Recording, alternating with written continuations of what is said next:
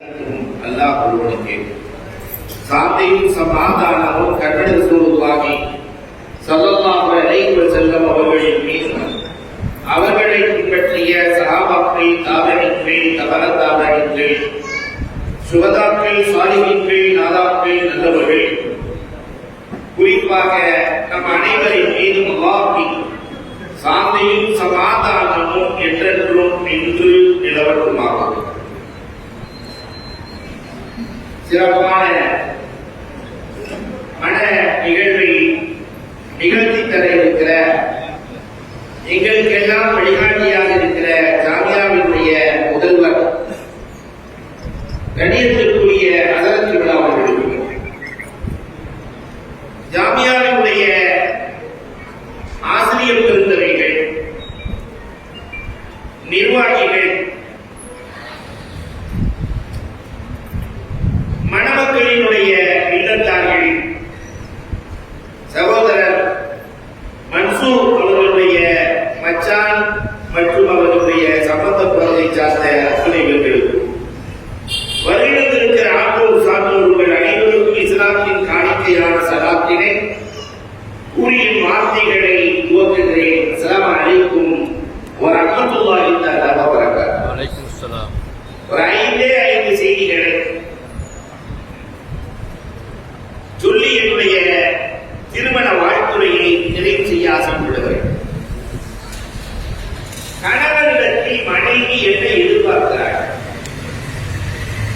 ஏனென்றால் புதுமண தம்பதியாய் இப்பொழுது இவர் மனைவியை பார்க்க போகிறார்.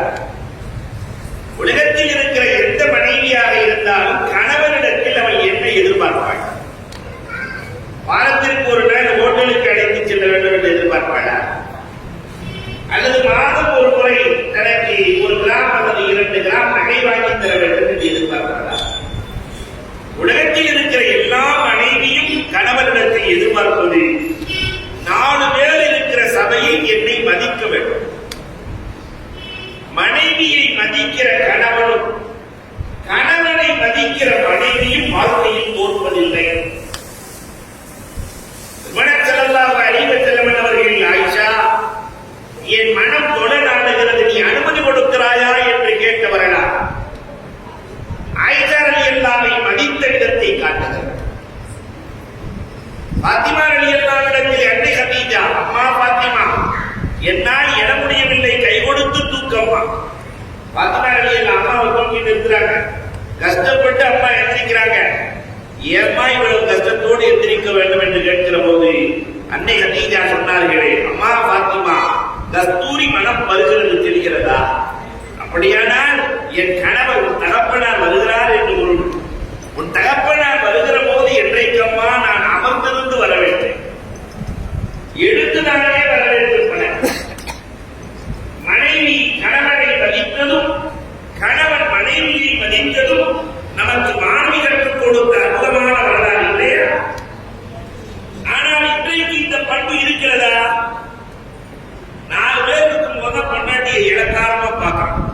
எப்பயுமே எங்க வீட்டுக்காரமா நல்லா தான் சகஜம், ஆடியாளாவது வந்தா மட்டும்தான் லேசா கொஞ்சம் ரூபா போடணும். நம்ம கையில தஸ்பீக் இருக்கிற மாதிரி அந்த அம்மா உள்ளத்துல எப்பயுமே தஸ்பீக் இருக்கும், சேர்த்து வச்சுக்கோங்க. என்னைக்கு தஸ்பீக்கு பிரச்சனையோ அப்பதான். 4 வருஷத்துக்கு முன்னாடி சொன்னதை மறக்கல, 3 மாசத்துக்கு சொன்ன முன்னாடி சொன்னதை மறக்கலன்னு ஆரம்பிப்பாங்க. மதிக்கும் பண்பாடு. அதே போல மனைவியும் கணவனை மதித்து, இந்த காலம் ரொம்ப மோசமான காலமா இருக்கு. நாம சின்ன பிள்ளையா இருக்கிற நேரத்துல ரஹ்மத்துல்லாஹ்ங்கிற ஆளுக்கு கல்யாணமே நடக்காது. ஏன்னா புருஷன் பேர சொல்லக்கூடாது அப்படின்ட்டு சலாம் போது அஸ்ஸலாமு அலைக்கும் ரஹ்மத்துல்லாஹ்னு சொல்ல வேணுமா இல்லையா? அதனாலேயே ரஹ்மத்துல்லாஹ்னா இந்த பொம்பளையை நான் கல்யாணம் பண்ண மாட்டேன்னுவாங்க. இன்னைக்கு அப்படிலாம் இல்லை. ஏற்றுள்ள காலம்லாம் போயிட்டே குண்டா பாட்டா உட்கார்றா என்று போடாவாடா என்று கணவனை பேசுகிற சூழலில் இன்றைய சமுதாயம் மாறி போயிருக்கிறது. இருவரும் மதிக்கிற குடும்பம் வாழ்க்கையில் தோற்காது.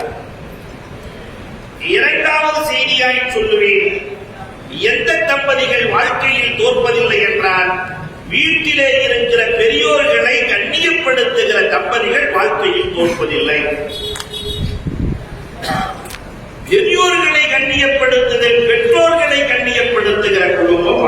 தோல்கவே சொல்கிறார். இன்றைக்கும் வாழ்ந்து கொண்டிருக்கிறார் ஒரு இளைஞர்.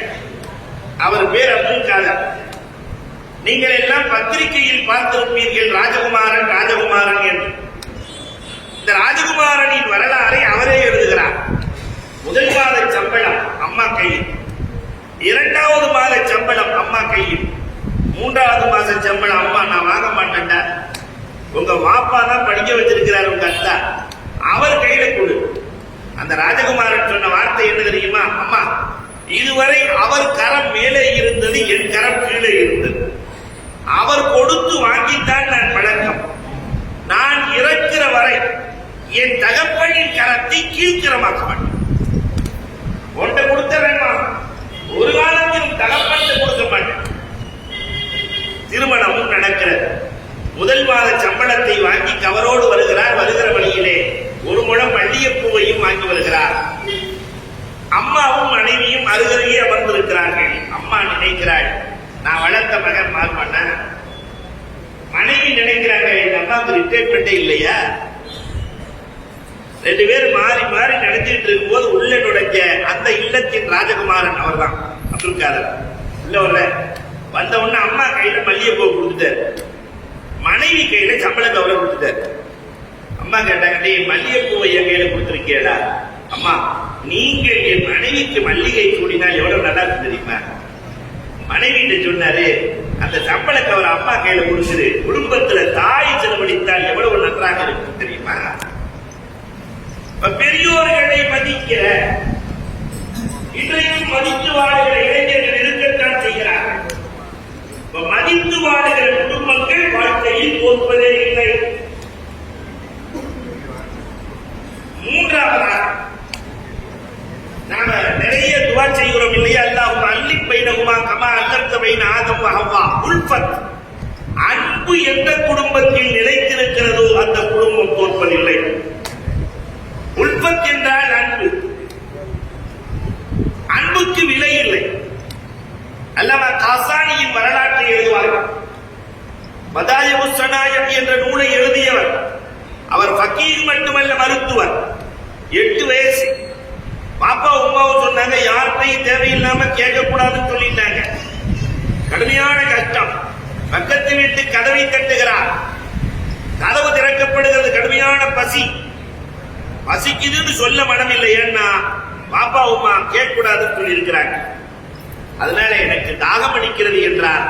அந்த பெண்மணி அப்படி பார்த்துட்டு, பாப்பா உனக்கு பசி இருக்கிறது என் முகத்திலேயே தெரியுதுன்னு உட்கார வச்சு சாப்பாடு கொடுத்து பானை கொடுத்து தண்ணி கொடுக்க அவர் சொன்னா, நான் 8 வயசுல அம்மா இவ்வளவு நீங்க கொடுத்துருக்கீங்க, உங்களுக்கு இந்த உணவுக்கான பணம் தர என்னால் இப்பொழுது முடியாது.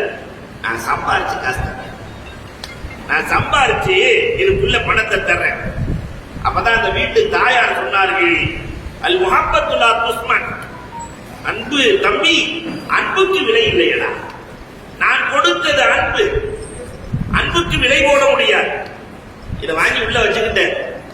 35 வருஷம் அந்த அம்மா உடம்பு சரியில்லாம படுத்திருக்கு. மருத்துவர்கள் கைவிட்டார்கள். இவர் மருத்துவம் பார்க்கிறார். அந்த பெண்மணி பிழைத்துக் கொள்ளுகிறார்கள். 35 வருஷத்துக்கு பின்னாடி இவ்வளவு கஷ்டப்பட்டு என்ன பழக்க வச்சியே, இதுக்கு என்ன பணம் தருவது? ஃபீஸ் என்ன?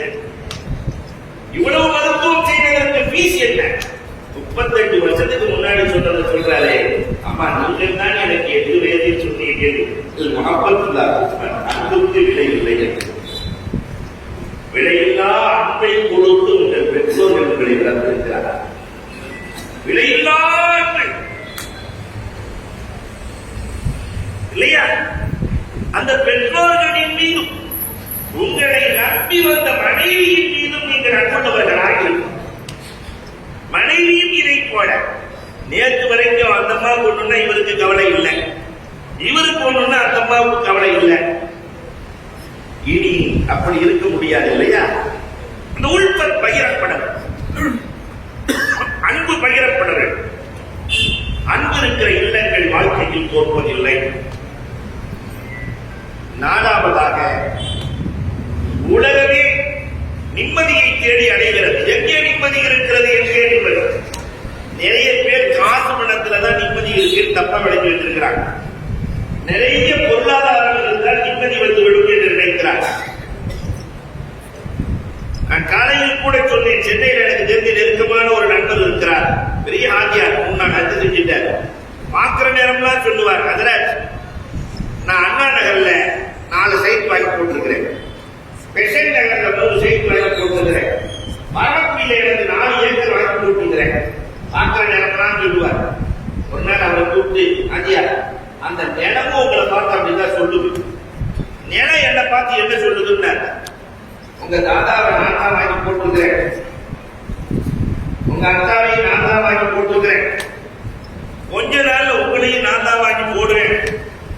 இது என்ன பெருமை இருக்கிறது? ஆதுமனத்திலே நிறைய பேர் நினைக்கிறார்கள் நிம்மதி இருக்கிறது என்று. அதற்குள் அல்லாத நிம்மதியை வைக்கவில்லை. பெருமானார் சொன்னார்களே, ஈசா அலைஹிஸ்ஸலாம் பாலைவனத்துல போகும்போது அப்படி குத்திக்கிட்டே போனாங்களாம். பாலைவனத்துல ஒரு இடத்துல டண்டு சத்தம் வந்துச்சு. தோண்டி பார்த்தா ஒரு சின்ன குடம், தங்க குடம், உள்ள தங்க காசு. நாம அந்த அழுத்திருக்கலான்னுவோம், ஆனா அது என்ன வேலை செய்யும்னு நமக்கு தெரியும்.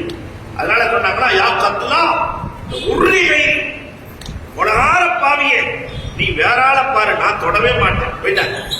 ஒரு 5 நிமிஷத்துல நம்பி கொண்டு ஒருவர் போனார். தங்க குடம், தங்க காசு, சும்மா விடுவாரா? எடுக்கிற நேரத்துல ஒரு ஆள் பார்த்துட்டேன். நம்ம பாஜக சொல்றதா இருந்தா இந்த இளைஞர்கள்லாம் மச்சான் பார்த்துட்டேன், நான்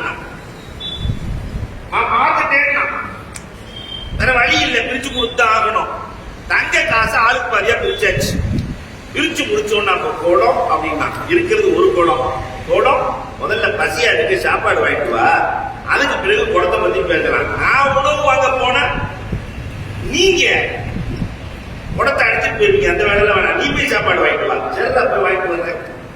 அவன் போய் சாப்பாடு வாங்கிட்டு வர முன்னாடி இவனுக்கு மூளை வேலை பாதிச்சு பக்கத்தில் இருக்கிற மரத்தை ஒழிச்சு குச்சியை கூர்மையாக்கிட்டு சாப்பாட்டை வைக்கும் போது ஒரே காலி பண்ணிட்டு குடம் முழு தங்க காசு, கடுமையான பசி, உட்கார்ந்து சாப்பிட்டான்.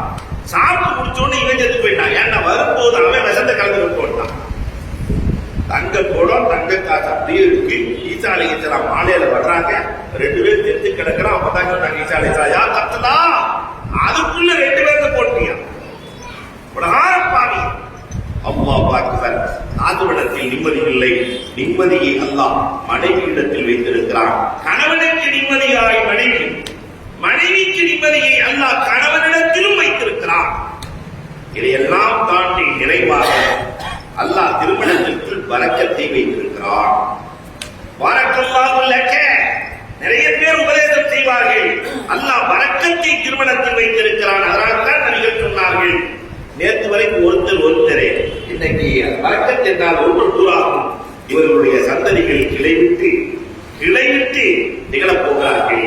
இவருடைய சந்ததிகள் அவருடைய சந்ததிகள் என்று ஆழ விழுது போல பரக்கத்தாய் வாழ வேண்டும் என்று வள்ளல் நபி வாழ்த்திய வாழ்க்கையே நான் வாழ்த்துறையை நிறைவாக கூறி என் வாழ்த்துறையை நிறைவு செய்கிறேன். பரக்கல்லாஹு லக்க வ பாரக அலைக்குமா வ ஜமஅ பைனக்குமா ஃபீ கைர். ஆஹிரு தஅவானா அல்ஹம்துலில்லாஹ்.